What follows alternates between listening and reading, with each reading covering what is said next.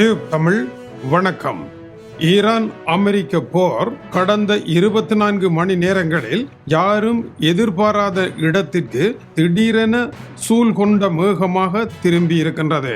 அரபு எமிரேட்ஸில் இருக்கின்ற மத்திய கிழக்கின் முதலாவது அணுசக்தி நிலையத்தின் மீது ஈரானினுடைய ஆளில்லா விமானம் தாக்குதல் நடத்தி இருக்கின்றது. பற்றி எரிந்திருக்கின்றது. அணு கதிர்வீச்சு இருக்கின்றதா இல்லையா என்பதை முதலில் மறுத்தாலும் நம்ப முடியவில்லை. தாக்குதல் பலமாக இருக்கின்றது.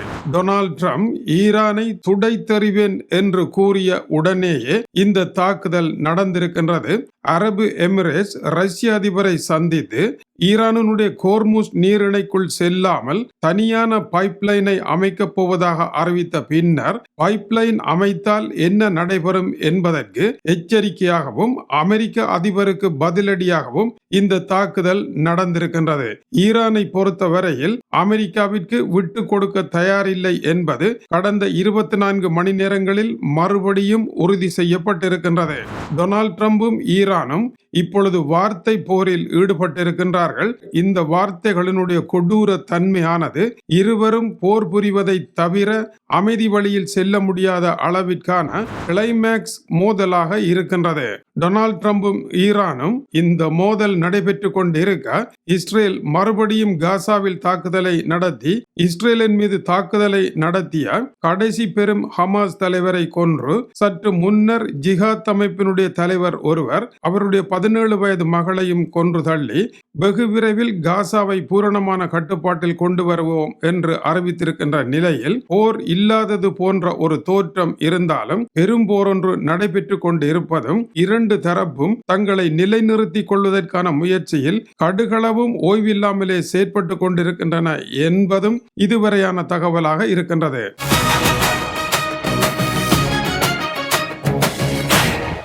டொனால்ட் ட்ரம்பும் ஈரானும் வார்த்தை போரில் உச்சகட்டத்தை அடைந்திருக்கின்றார்கள்.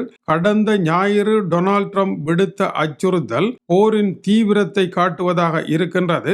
அமெரிக்கா ஈரான் அனுப்பிய தீர்வு திட்டங்களை வாசித்து அதற்கான பதிலை பாகிஸ்தான் வழியாக ஈரானுக்கு வழங்கியது. இதை படித்து பார்த்த பின்னர் அமெரிக்கா போரினால் பெற்றுக்கொள்ள முடியாததை ராஜதந்திர பேச்சுவார்த்தைகளின் மூலமாக பெற்றுக்கொள்வதற்கு முயற்சி எடுப்பதை அமெரிக்காவினுடைய இந்த பதில் காட்டுவதாக ஈரான் கூறியிருக்கின்றது. அதைவிட முக்கியம், ஒரு மாத காலமாக இஸ்ரேலும் அமெரிக்காவும் ஈரானுக்கு எதிராக போர் புரிந்து வெற்றி பெற முடியாமல் தோல்வியடைந்த நிலையில் இப்பொழுது பேச்சுவார்த்தை மூலமாக அதை அடைய முயற்சி எடுக்கின்றார்களே அல்லாமல் தோற்று போன உங்களுக்கு எங்களிடமிருந்து மேலதிகமாக பெறுவதற்கு எதுவும் கிடையாது என்று அமெரிக்காவினுடைய தீர்வு திட்டத்தை மறுபடியும் ஈரான் நிராகரித்திருக்கின்றது. இந்த நிராகரிப்பு டொனால்ட் ட்ரம்பிற்கு பலத்த வேதனையை ஏற்படுத்தி இருக்கின்றது. பிரான்சினுடைய செய்தி சேவை ஆகிய BFM டிவிக்கு பேட்டி அளிக்கின்ற பொழுது, தொலைபேசி வழியாக பேட்டி அளிக்கின்ற பொழுது,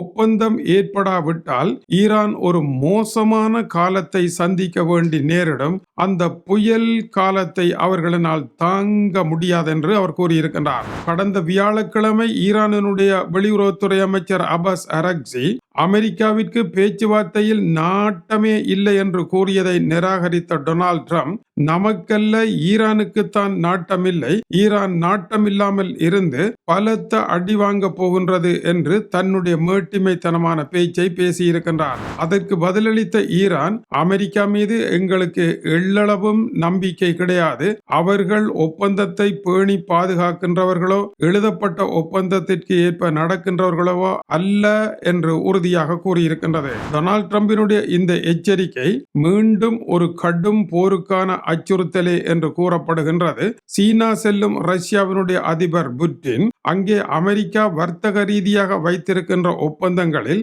எதை எதை ஏற்கலாம், எதை எதை ஏற்க கூடாது என்று சரி பிழை என்று பிரித்து வைக்கின்றாரோ, அமெரிக்காவினுடைய அதிமுக்கியமான வர்த்தக ஒப்பந்தங்களை வேண்டாம் என்று ரஷ்ய அதிபர் நிராகரிப்பதற்கான வாய்ப்புகள் உண்டு.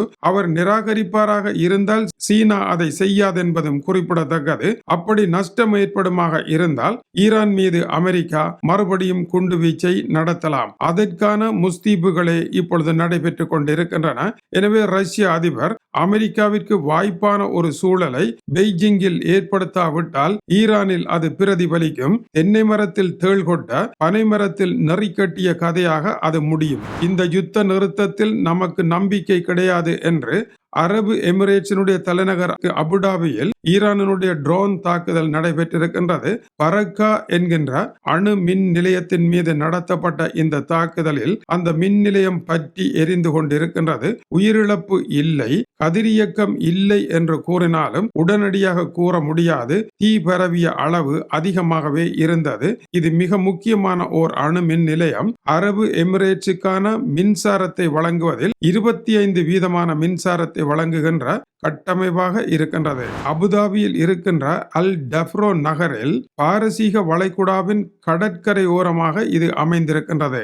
இந்த அணுமின் நிலையம் அரபு உலகின் முதலாவது வர்த்தக ரீதியான அணுமின் நிலையம் என்பது குறிப்பிடத்தக்கது. டொனால்ட் ட்ரம்ப் இறுதி எச்சரிக்கை விட்ட அந்த நாளில் தான் இந்த தாக்குதல் நடைபெற்றது. இறுதி எச்சரிக்கை விட்டீர்களாக இருந்தால் விளைவு எப்படி இருக்கும் என்று ஈரான் தாக்குதல் மூலம் பதில் சொல்லி இருக்கின்றது. இது அமீரகத்தினுடைய பொருளாதார பாதுகாப்பிற்கு விடப்பட்ட பெரும் சவாலாக இருக்கின்றது. இதிலிருந்து கதிர்வீச்சு ஏற்படவில்லை என்று சொன்னாலும் கூட மத்திய கிழக்கினுடைய பாதுகாப்பிற்கு இது மிக பெரும் சவாலாகவே மாறி இருக்கின்றது. அணுமின் நிலையங்கள் நோக்கி தாக்குதல் மாறி இருப்பதானது அணுகுண்டு போருக்கு ஒப்பான ஒரு பாரதூரமான போராக இருக்கின்றது.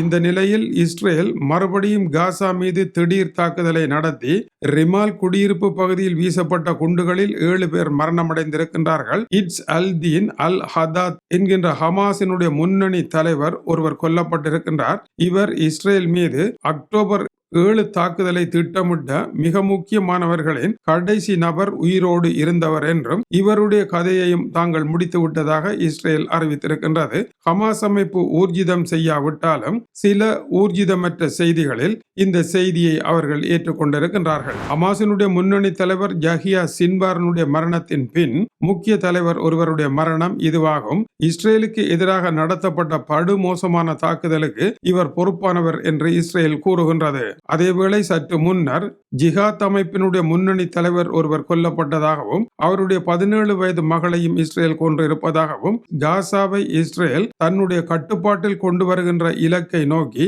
வேகமாக முன்னேறி வருவதாகவும் அறிவித்திருக்கின்றது. பேச்சுவார்த்தை நடைபெற்று யுத்த நிறுத்தம் இருந்தாலும் இஸ்ரேல் இந்த தாக்குதலை நடத்தி இருப்பதன் மூலம் உலகிற்கு சொல்லி இருக்கின்ற செய்தி பேச்சுவார்த்தை என்பதும் யுத்த நிறுத்தம் என்பதும் ஜனநாயக கோட்பாடுகளுக்கு மட்டும்தான், பயங்கரவாதிகளுக்கு அதில் இடமில்லை என்பதை உலக அரங்கிற்கு சொல்வதாக அந்த செய்தி கூறுகின்றது. இதுபோல தெற்கு லெபனானில் இஸ்ரேல் நடத்திய தாக்குதலில் 7 பேர் மரணமடைந்து 37 பேர் படுகாயமடைந்திருக்கின்றார்கள். தன் மீது நடத்திய தாக்குதலுக்கு பழிவாங்குவதில் இஸ்ரேல் எவ்வளவு குறியாக இருக்கின்றது என்பதற்கு காசாவில் இப்பொழுது அவர்கள் நடத்துகின்ற தாக்குதல் சிறந்த உதாரணமாக இருப்பதாகவும் தெரிவிக்கப்படுகின்றது. தொடர்ந்து இணைந்திருங்கள். விவகாரம் நாம் நினைக்காத இடம் நோக்கி சூழ்கொண்ட மேகமாக திரும்பி இருக்கின்றது. இந்த விவகாரத்தில் யுத்த நிறுத்தம் தானே, எதுவுமே நடக்கவில்லை என்று அசண்டை இனமாக இருந்து விடாதீர்கள். யுத்த நிறுத்தம் என்பது போரை விட கொடூரமான ஒன்றாக நகர்ந்து கொண்டிருக்கின்றது. மேலும் பல பாரதூரமான செய்திகள் வந்திருக்கின்றன. தொடர்ந்து இணைந்திருங்கள். இது டியூப் தமிழனுடைய உலக செய்திகளுக்காக டென்மார்க்கில் இருந்து கீசே துறை. வணக்கம் உறவுகளே.